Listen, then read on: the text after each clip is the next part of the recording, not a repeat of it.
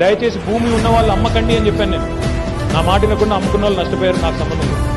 కానీ ఇప్పుడు చెప్తా ఉన్నా మళ్ళీ రాబోయే 10-15 ఏళ్ళు హైదరాబాద్ అభివృద్ధికి దోకాలేదు. ఆ విషయంలో మీకు అనుమానం వద్దు. ఎంతసేపు కోకాపేట, గచ్చిబౌలి, కొల్లూరు ఈ దాటిపోతలేదు.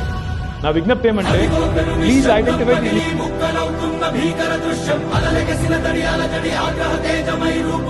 సత్యం